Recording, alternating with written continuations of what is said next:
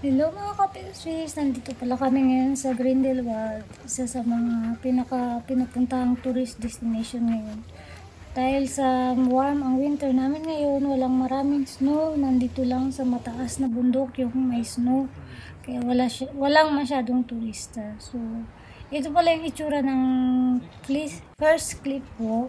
Kasi first time na pumunta kami dito ay summer. So, green na green. Ngayon naman ay puting-puti dahil sa snow. So, ito yung nilakaran ko dati na tulay na pagtingin mo sa baba nakakalula.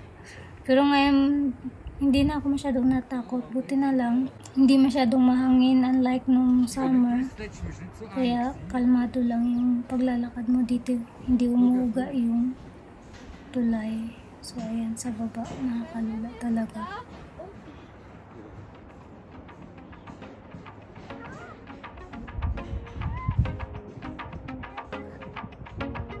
Eiger Nord 1, doon Eiger Nord face.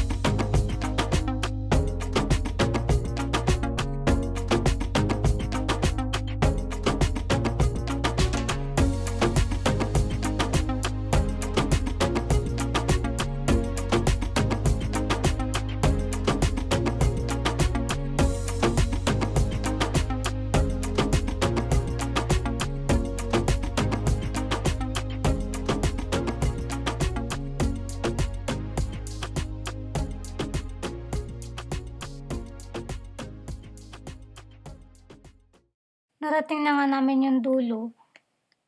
Ayan, dyan nagpapapicture yung mga tao kasi kitang-kita yung view sa baba saka yung mga bundok.